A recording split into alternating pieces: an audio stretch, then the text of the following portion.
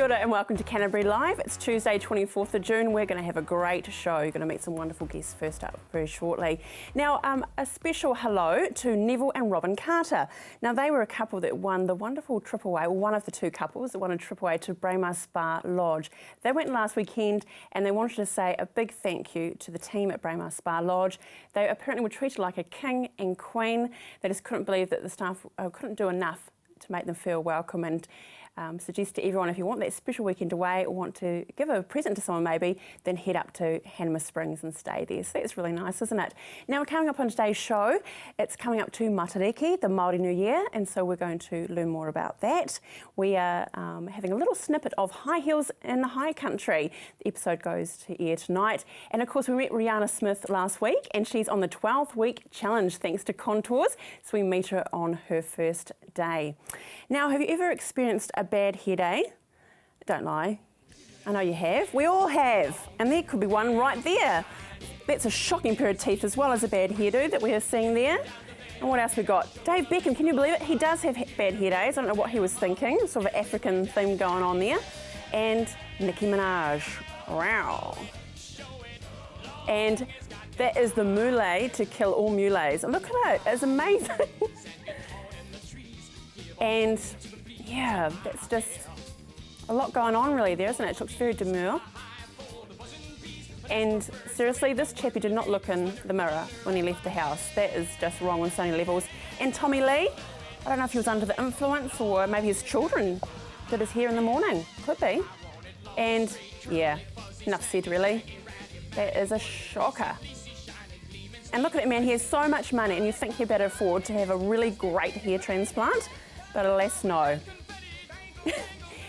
Now, there is a bit of a hair theme there because I have three very special guests to the left of me. In the weekend, it was the Canterbury Westland hair competitions, and we have three winners sitting on the couch with me now. First up, we have Amy Roberts. Hi. Colourist of the Year. Yes. Congratulations. Thank you. Next up, Jo Wolf. Hairdresser of the Year, my goodness. And Sandra McLaren, overall winner on the day. So fantastic, ladies. And we're just saying, Tuesday night, of course, if you go to the salon, it's a busy time. And you'll be going back to work, I guess. Yeah, that's reality? Yeah. Okay. Yep, back to it. Amy, let's talk. You're actually the president, aren't you? I am, yes, of Canterbury Westland. As well, of course, as owning your own salon. I do. I have a salon in North Canterbury in Cast. So, yeah, so it's a big job. Tell us about the competition on the weekend. So we had a really good turnout. We had pre-apprentices were a huge number, and it was a fantastic weekend. Heaps of cool do's and a lot of fun. Well, speaking of fun, we've got a lot of shots of some of the styles over the weekend, so could maybe we have a look at those and bring those up on screen now, because I believe that some of these are the winning. Oh, here we are. So this is the venue, is it? Yes, it is. So you can talk us through, Amy. Wow, okay. So it's a stylish man's urban cut. And so there's different sections, isn't there? Yes, there is. Okay. Yeah. Oh, looking fine there. That's a concentration phase. And what's this one, Amy? Is this your... This is not mine, this is someone else's, but this I think is in the day style. It's a blow wave section. Yeah. Gorgeous colour. So Wow. It's hair up sections. Sandra's. Yes. Oh, Sandra, that's amazing. Look at the dress. Is that really the whole package, isn't it? You've really got to...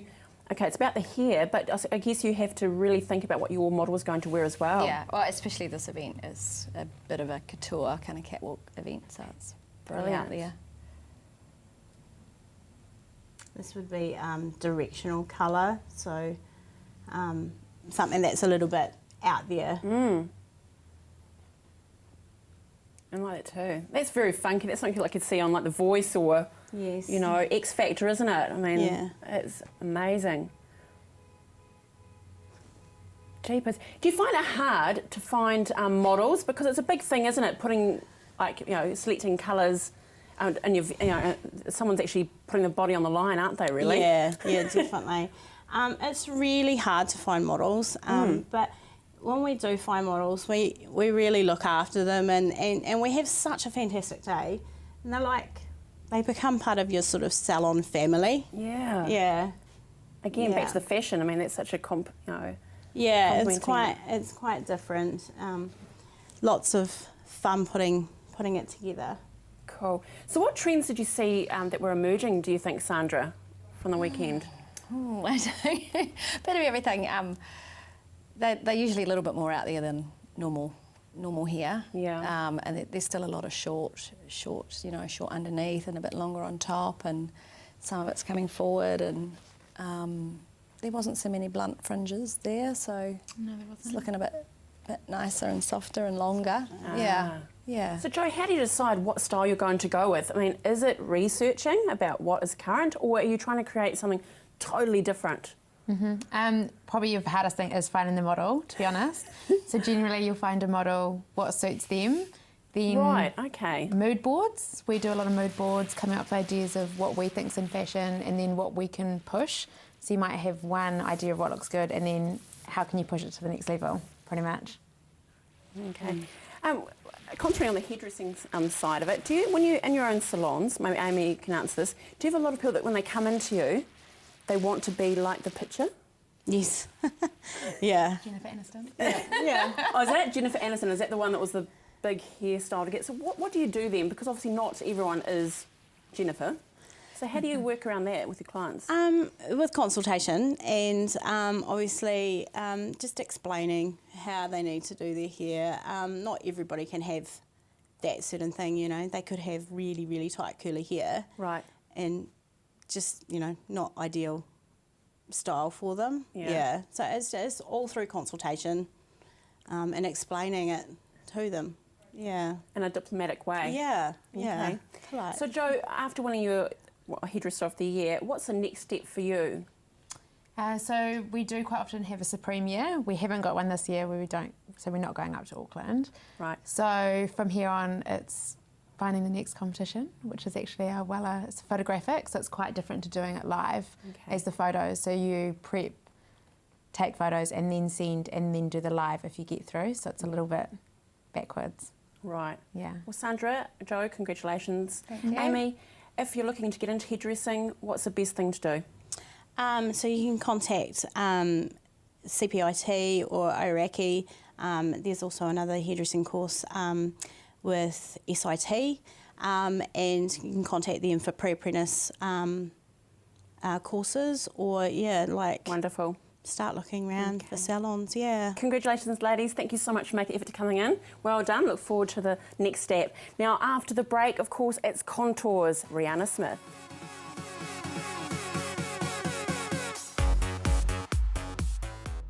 Hi, Rob Coate-Williams. Join me with Rob's Country every Friday at 7:30 in the evening when I take you out of town and talk about anything this country. Rob's Country, Friday at 7:30. Get rid of that damaging and unsightly moss, mould and lichen from your path, drive or roof with Mossbuster. Mossbuster is a no-bleach, non-abrasive, biodegradable solution that has over 35 years of proven results. Mossbuster costs less than half the price of other well-known products and can be yours for less than $1 a litre. You just spray it on and let Mother Nature do the rest. Check out our website to find the best solution to your moss, mould and grime problem. Order online or call us now on 0800 88 1000. Come dine with Country Catering at the Kaipoi Golf Club Cafe. Enjoy our range of delicious $10 lunches, daily specials and other homemade goodies. Open to the public 7 days inside the Kaipoi Golf Club, north end of William Street, Kaipoi. We look forward to seeing you soon. For a fresh, vibrant and unique look that reflects your style, whether you're wanting to stand out from the crowd or blend in, Decode has it all. Decode caters to both male and female, from teens to all adults and the young at heart. Life's too short to simply blend in. Shop online at decodefashion.co.nz or in store at 220 Stafford Street, Timaru.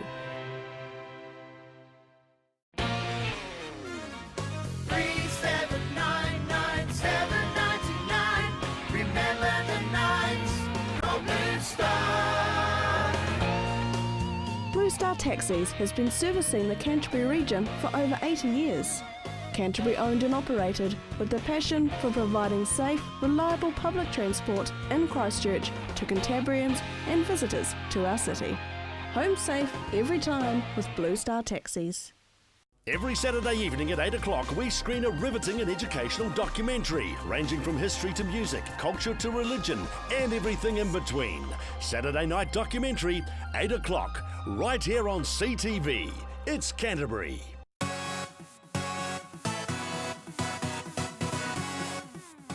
Welcome back to Canterbury Live. Last week we met up with Lou Satherley and Rihanna Smith, and Rihanna is on a 12-week challenge thanks to Contours. Well, today we're out on location and she has a bit of a warrant of fitness.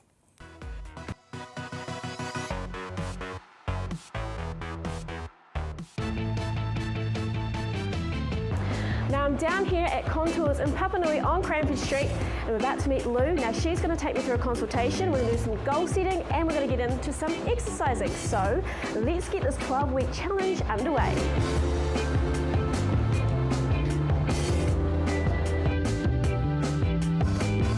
Welcome to Contours today. You're a little bit nervous. Oh, a little bit. Yeah, I'm not going to lie, a little bit. Perfectly understandable, especially first time round. But I'm excited. Yep. This is good. Absolutely. Good challenge for me. And we're going to make sure we take you through everything step by step. So we're going to make sure that you know how to use the equipment. You're going to be set up with a plan, so you're going to know exactly what you're doing while you're coming in too. What are you wanting to get out of this? What are your goals? Just overall fitness. I just feel quite sluggish now and then, tired a lot. So yeah, I want to boost my energy levels as well as, you know, toning up and losing weight.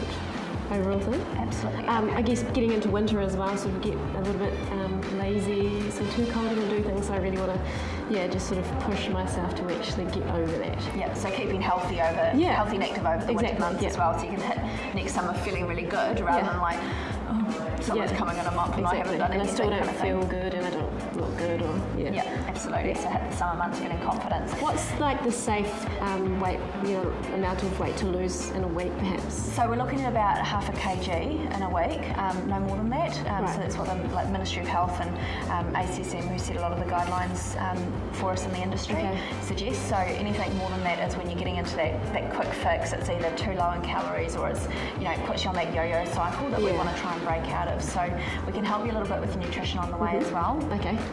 We've got a nutrition plan that's written by a dietitian, so you know that it's sensible, real food that you're going to be eating, and it's the sort of food that the whole family can eat too. So it's not about making separate meals. And, and living on.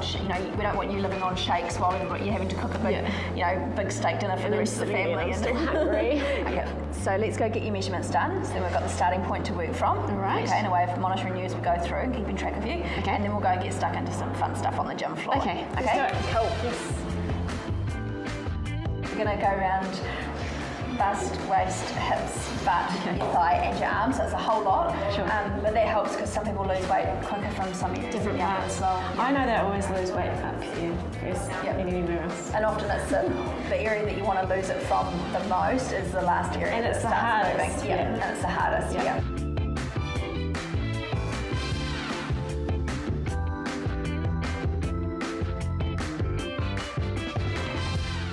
We'll do a weigh as well for you. So we've got that starting point. So I'll get you to, the scales will actually pick up a body fat percentage as well. So if I can get you just to whip your socks off too. Okay. Now, do you know how to just keep this on a wide shot? Fantastic. It's not as bad as what I thought it was. Right. Should we get now what are we doing now? On the gym floor. Okay. Excellent. Let's go then. Okay. Okay, so we'll just start off on the treadmill today to get you warmed up, okay, get you moving. So just going to show you how to use it so that you feel comfortable getting on here by yourself. So have you been on treadmill before? Yeah, I have. Yeah, it's been a while though. Okay, cool. So you've got a bit of an idea how it's going to feel when it starts then. So I always suggest people start with holding on either there or just on hands on there as well. Now what we can do is just press a quick start, which is just going to get it moving. So it'll do a 3-second countdown, then it starts moving. It's very slow to start off with, so then we'll take your speed up from there, okay?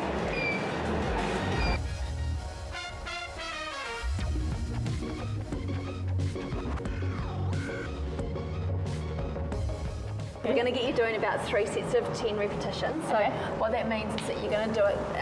You're going to do it 10 times. You're going to stop and have about a 30-second rest. Do another 10, 30-second rest, another 10. Okay.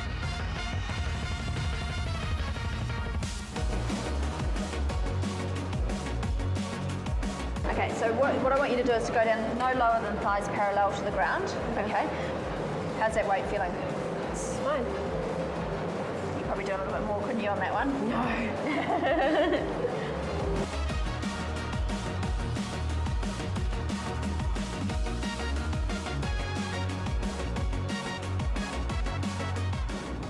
Well, that's week 1 well underway. Make sure you watch next week. Week 2, I'll give you an update and we'll be doing some personal training with Lynn. We'll see you then.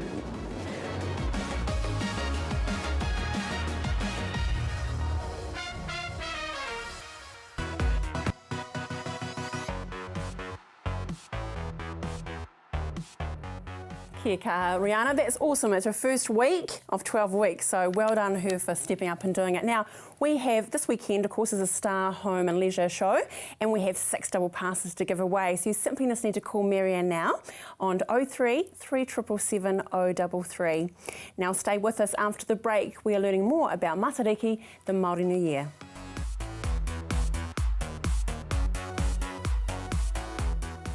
Southern News Week is an Otago-based news bulletin. Produced locally in Dunedin, it's your chance to catch up on everything that's happening in the community. Southern News Week, Saturday at 6:30 p.m. and repeated Sunday at 10 a.m. right here on CTV. Welcome to Caltex Redwood. We're a family-owned business proudly supporting our local community. We're open 24/7 for fuel and shop goods, and we have an amazing team of people ready to help you. Save at least 6 cents per litre using AA Smart Fuel cards. We also offer great value on our LPG bottle fills.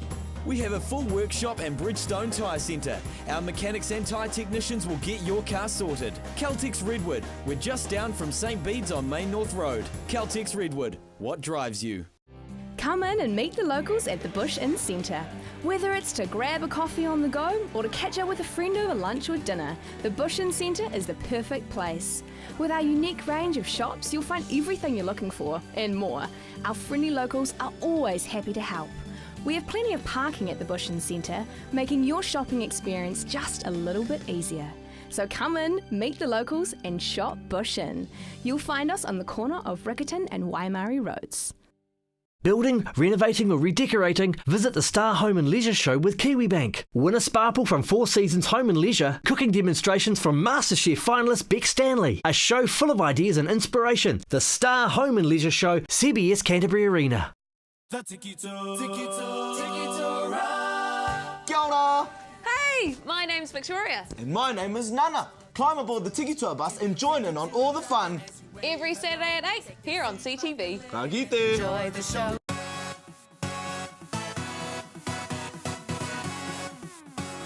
Welcome back to Canterbury Live. Well, there is a big week happening this week, and of course it's the wonderful Matariki, the Māori New Year. And I'm joined now by Adrian Te Patu, kia ora, Rayleigh Price and Maureen McManus. Thank you very much for coming along today. Now, tomorrow it all kicks off, doesn't it, Adrian? So what happens tomorrow to start off the Māori New Year? Well, tomorrow is our kaumātua day, and we've got a special luncheon on for about 70 kaumātua, which starts from 11:30 to about 2:30. Right. So it's a big thing, isn't it? It like is, catering. yes. Is it a big team effort or? Yes, it is. It's a real big team effort. So. Okay, well, let's get back to basics. Adrian, what is Matariki? What is the Māori New Year? Well, I guess, Matariki was traditionally the beginning of our new year. But in reality, it's the kind of time of the year that everyone across the whole world celebrates at the same time. So what we call Matariki, the Japanese call, Subaru, and Pleiades, and so it's around the shortest time of the year. So it was a time of harvest. It was also a time of planting, and so it's going through another renaissance, if you like. So it's as much about the change of the season, but it's also about Māori people acknowledging some of those traditional things, and it's being celebrated and commemorated more these days than it probably has been for about 4 generations. So it's kind of starting again. Yeah. Freshness. Great. And Rayleigh, what during this time, what's the wonderful thing that you take away from the Māori New Year celebrations? Oh, for me, it's just whanaungatanga. Everyone being together and celebrating and reflecting on times gone by and singing waiata and kapahaka. On Thursday night at Rehua Marae, we have a Māori instruments taonga pūoro workshop, And we've got 60 children from Linwood Primary School coming to entertain us. So those are the good things I love. Heat and normal, yeah. And so, yeah, kapahaka, waiata, kai. Oh, wonderful. And Maureen, the big day is though on Saturday, isn't it? Yes, yes. Can you tell us about that? Can I give that back to... Oh, to Adrian? Well, there we go. He's the man of the hour. Well, actually, that's the day we're having lots of food, lots of stalls, lots of other stuff. We've got some traditional healers from the North Island coming down and introducing people to those things and how that kind of works along with other forms of healing. We've got a debate that's happening. We've got the Project City Libraries are having some storytelling. We've got a kids zone as well. We've got a number of performing groups that are actually going to compete next year at the Matatini festival here. So it starts at 10 in the morning and goes till 4. Just lots of things for everybody. So there's food, fun, lots of interesting activities to go on. And it's for everyone, you know, it's not just a Māori thing. We just want as many people as possible to come along and enjoy. And it's an event for the whole whānau. Oh, the whole whānau, yeah. It's a great time to come together. That's great. And what other things happen around the city, apart from on Saturday? What other things are happening during these few days? Oh, well, as far as I know at the moment, the Christchurch City Libraries have activities and in each of the libraries, storytelling and other painting and drawing, I think. I'm not fully aware of any other celebrations around the city. We sort of just concentrate on what we would like to do at Rehua Marae and work hard on that. This is an extension of some of the things that the council used to do along with Rehua and other organisations, so it's just got bigger and bigger and bigger. So we just concentrated into 3, maybe 4 days, but particularly the Saturday and the Thursday night. And so it's a great chance for people to get together and just explore. And celebrate. And celebrate. And celebrate. Maureen, what's your role this week then? My role is making sure that our kaumātua luncheon goes well and that we have all the different entertainment that we'll be performing there is all in order. So that's my participation this And of course, week. with the Māori culture, there's a huge protocol. So who makes sure that the protocol is all adhered to? Is there someone that governs over to make sure everything, all the T's are crossed and the I's are dotted?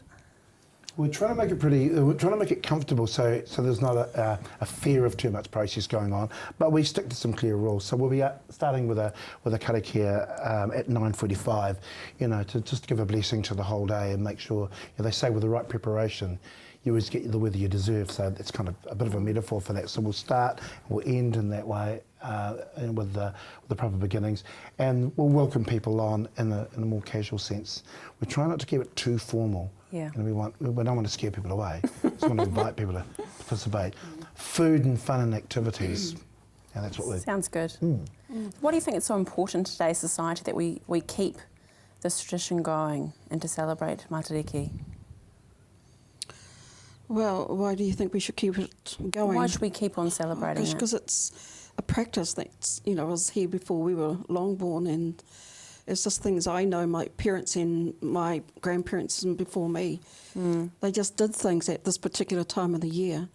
So at a personal level, it's things that I'd like to see my whānau continue. But at a community level, it's just really great that Rehua Marae can open its door to all communities to celebrate with us in a fun way. Okay, well, kia ora to the MC. Yeah. Well, kia ora to you all, and thank you, exactly, opening the door to all communities. Well done and enjoy. Thank you so much for joining me today on Canterbury Live. And if you stay with us now, we have a sneak peek at High Hills in the High Country, and we'll see you tomorrow.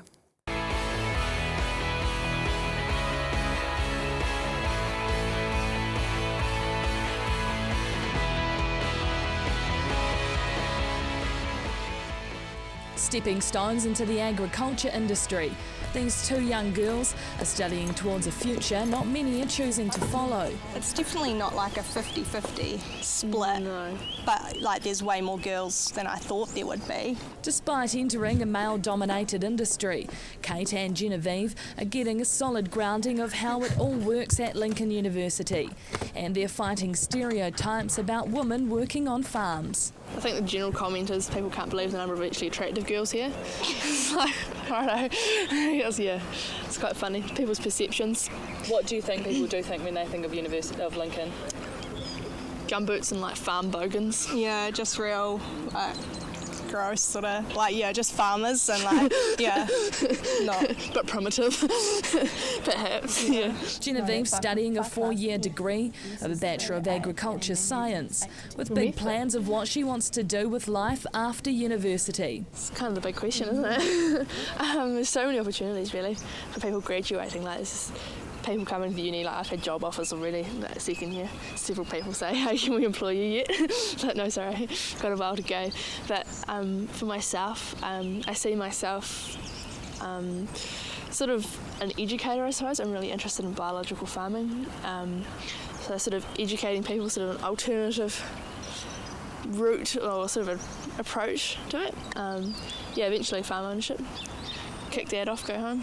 While Kate's studying a Bachelor of Commerce, majoring in farm management, and she's already locked down a job once she graduates. So it's an 18-month program and you do three rotations around the business, and yeah, you eventually go into rural banking.